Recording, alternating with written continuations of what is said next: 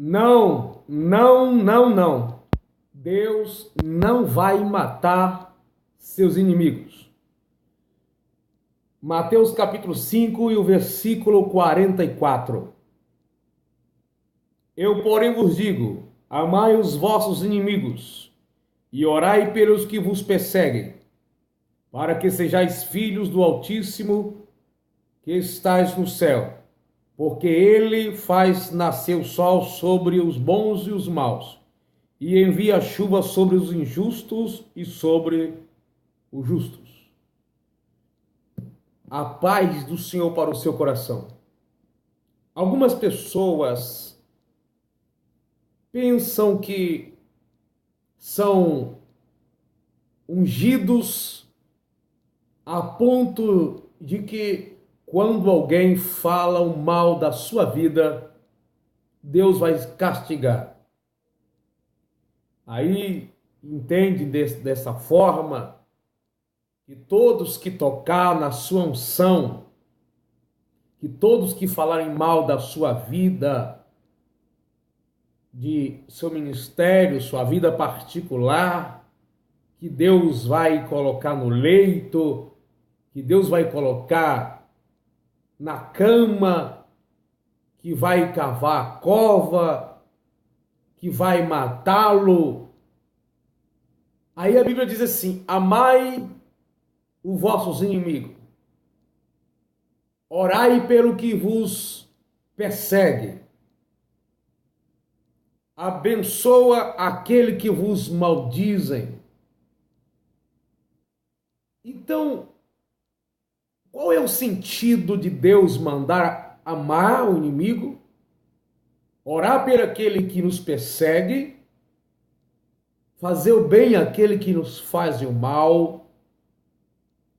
Em Romanos 12, o versículo 20 e 21 diz: se o teu inimigo tiver fome, dá-lhe de comer.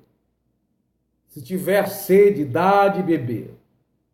Fazendo isso, fará com que o seu rosto, a sua cara queime de vergonha. Deus diz também na sua palavra que é para nós amarmos os nossos inimigos, porque Deus é benigno até com os ingratos e maus. Seria até um mau exemplo ou uma contradição Deus falar que é para nós amar os nossos inimigos, abençoar e não amaldiçoar. E depois, quando alguém falar mal da gente, ele pede: abençoa, ore por ele, ame ele. E aí Deus vai lá e mata. Aí Deus vai lá e castiga essa pessoa que ele mesmo mandou nós, ser humano, amar. Isso significa que se nós podemos e precisamos amar os nossos inimigos, quanto mais Deus, Ele ama também essas pessoas. E você, homem de Deus e mulher de Deus, que pensa que alguém vai morrer por sua causa, que vai ser tirado a vida, nós não temos esse espírito. Certa feita, algumas pessoas não receberam os discípulos de Cristo como eles queriam, não foram recepcionados, e eles disseram: Jesus, quer que peçamos fogo do céu como Elias fez? E Jesus repreendeu-os, disse: de que espírito vós sois? Jesus estava sendo crucificado na cruz e disse: Pai, perdoa-lhes, porque não sabe o que fazem. Estevão também, quando estava sendo apedrejado, Atos dos Apóstolos, capítulo 7, ele diz as mesmas palavras de Jesus: Pai, perdoa eles, porque não sabe o que fazem. Então, qual é o sentido de nós pensarmos que por causa da nossa fé, nossa fidelidade, alguém nos perseguindo, Deus vai lá e destrói essa pessoa, porque ela tocou em nós, falou mal de nós. Primeiro, preste bem atenção. Quem foi que disse que você que está me vendo agora nunca falou mal de um servo de Deus? E você está aí vivo. Deus não te matou. Mas com certeza você já falou mal de algum servo de Deus. E por que você está vivo? Quem sabe por engano você já se levantou contra até uma obra de Deus na vida de um servo de Deus. E Deus teve misericórdia de você. A Bíblia diz assim: bem-aventurados os misericordiosos, porque alcançarão misericórdia. Então a ideia bíblica, no Novo Testamento, principalmente, quando orarmos pelos nossos inimigos, não é orar para Deus castigá-lo.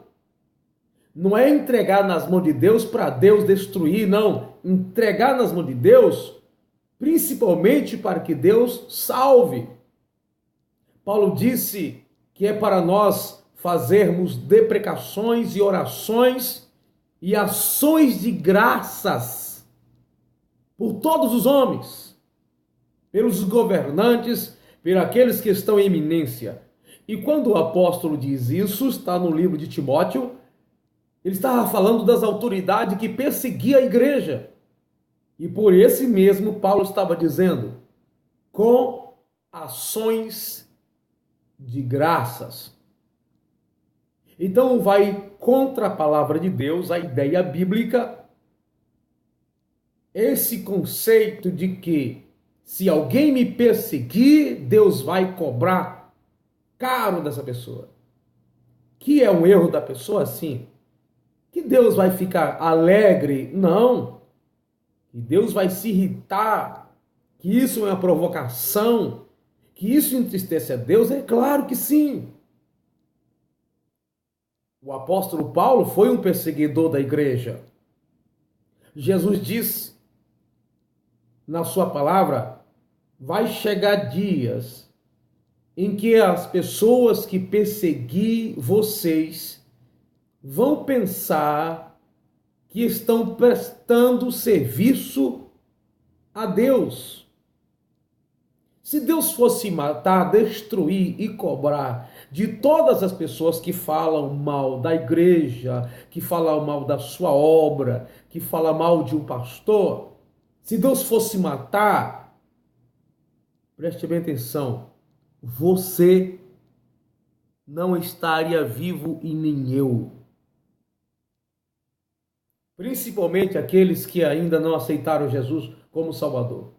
Mas mesmo aqueles que já ouviram a palavra de Deus, que conhecem a palavra de Deus, também podem, às vezes, cometer esse erro. Deus reprova, sim. Deus pode chamar atenção, sim. Há circunstâncias que Deus pode até cobrar de uma pessoa, castigá-la por causa de uma perseguição contra a sua obra, é claro.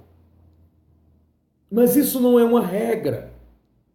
E aí alguém falou mal do ungido dele, Deus foi lá e matou. Deus não matou todos que se levantaram contra os seus profetas, contra todos que mataram os seus discípulos. Aliás, alguns deles se converteram depois e foram pregadores da palavra. Deus pode castigar, sim, é claro que pode. Mas não podemos entender que essa é a vontade de Deus, sair por aí matando, castigando e cobrando as pessoas porque falam mal de um cristão. Igreja de Jesus, servo de Deus, missionários, missionárias, pastores, evangelistas, diáconos, cooperadores, membros, seja lá que função você exerce no reino de Deus. Quando alguém fizer isso contra nós, vejamos o que é que a Bíblia diz que é para nós fazer. Mateus, capítulo 5, você pode encontrar na sua palavra, Mateus, capítulo 5. Bem-aventurados sois vós, quando vos injuriarem, perseguirem e mentindo disserem todo mal contra vós por minha causa. Quando isso acontecer, alegrai-vos, regozijai-vos, porque será grande a vossa recompensa nos céus, pois assim perseguiram os profetas que vieram antes de vós. O que acontece é que muitas vezes pegamos texto fora do contexto, em uma dispensação da lei, em que inclusive o servo de Deus, dependendo do que cometesse, seria morto, pagava com a própria vida. Mas nós não estamos vivendo no período da lei mosaica. Então o que precisamos entender é que Deus é misericordioso, que mesmo que algumas coisas traz a ira de Deus, o que podemos fazer é pedir a Deus misericórdia para salvar essas pessoas, para abrir os olhos dela e compreender a chamada de Deus em nós, e não pensar que Deus vai sair por aí colocando câncer e colocando pessoas no leito de enfermidade. Orar pelo que persegue você. Abençoar aquele que amaldiçoa você. Bem dizer aquele que te maldizem. É a nossa, é a sua, é a nossa obrigação. É assim que Cristo faria em nosso lugar. Quer saber como fazer diante das situações do inimigo? É só observar o comportamento de Jesus como homem.